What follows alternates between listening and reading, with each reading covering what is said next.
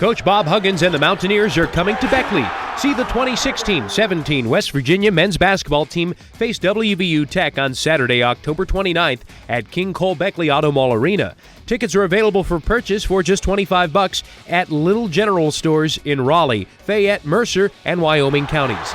Get your tickets now while supplies last and see your Mountaineers at this special event on Saturday, October 29th. Stop by a Beckley area Little General store today. Speak to going to Wheeling. I know you're familiar with that city. You used to drive through there when you came here to school, and you used to watch the Wheeling station. What do you know about Wheeling basketball and the High Valley? Well, we used to play or scrimmage Bridgeport, all the time. My dad and Frank Baxter were really good friends, so I've spent a lot of time in that area. I have a lot of friends there. So. They used to have a summer league there too. Did you just play summer league there? No. No. This, I'm sure, is more for the fans than anything else with the Gold Blue debut, but some of your new guys who haven't really, experienced wearing the uniform in front of fans, what can they get from an experience like this tomorrow night? I can remember Cincinnati. I recruited Van Exel and Eric and Corey Blunt and Terry Nelson, and Corey Blunt was awful, just awful. And I said, "What is wrong with you?" He said, "Hugs, I never played before this many people before." Because we had a red-white scrimmage and we had whatever, 8 or 10,000 people there, and he was. So I think we assume sometimes that they're more comfortable than what they really are. I think it helps them get a little more comfortable. A kid like Beetle, who missed last year, is coming off an injury. It's got to be a little bit meaningful to him anyway. It's first time out on the floor with the team.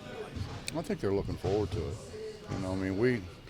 We drill a lot, and just to be able to come out and run up and down the floor and play, I think they're really looking forward to it.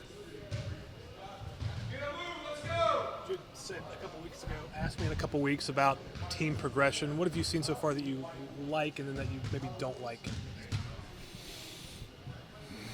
Well, there's times we take better care of the ball than what we did before, but then there's times we don't. I think the bad thing is we're a little nicked up. Magic sprained his ankle. He should be back though, but he sprained his ankle, and Tariq popped his thumb out, so he's got a sore thumb. So,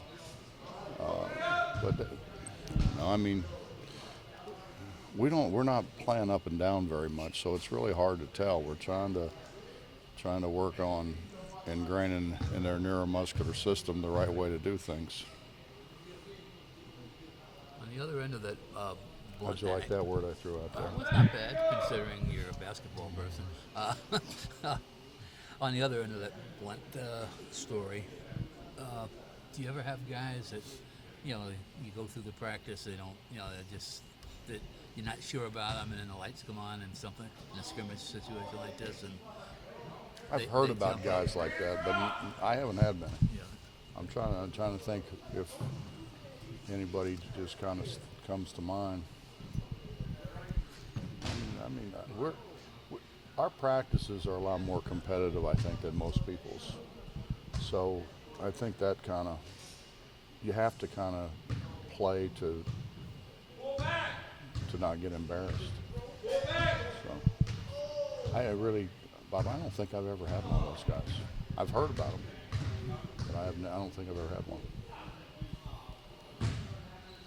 Has Beetle been able to step in and give you pretty much what you expected to this point? I don't know what I expected.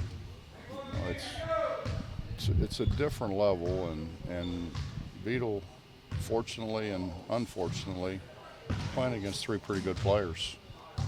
I think everybody who comes in here, the first thing everybody says. Clark Kellogg was in here yesterday, for example, and the first thing he says is, "Man, are those guards good?" Meaning. Dax and JC and Tariq, and they are. They're good.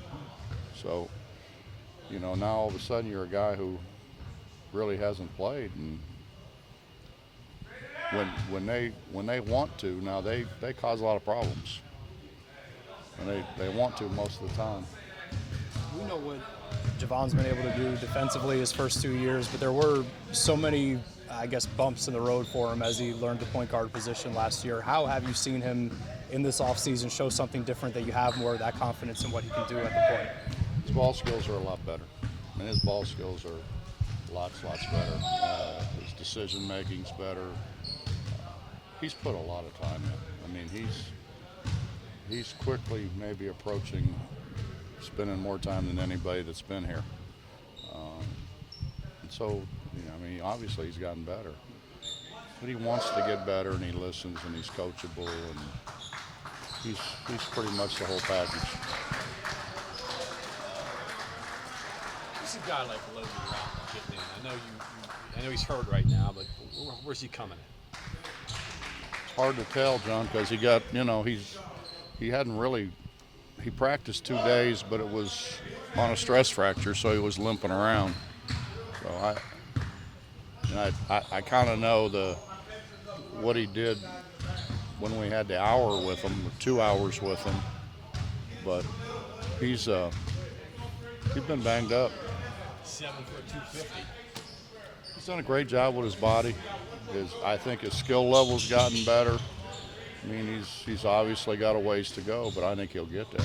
The story he was telling was that you got to know him because of his grandmother? His aunt. His aunt, okay. His aunt. His aunt, I was doing a speaking thing at the prison in Moundsville, and this lady came up to me, and she's looking me in the eye, you know, and she said, "You need to recruit my nephew." And I said, "Who's your nephew?" And she said, "He plays at Cameron." Well, I didn't know where Cameron was. I said, "Where's Cameron?" So she told me where it was. She said, "I'm the mayor." So that's how we found out about him, and then we got him down here to campus and got his parents down. And his parents are great. His parents are excited about the opportunity for him. It usually doesn't happen like that in recruiting. That's kind of an odd. Generally don't have women look me in the eye either, Justin.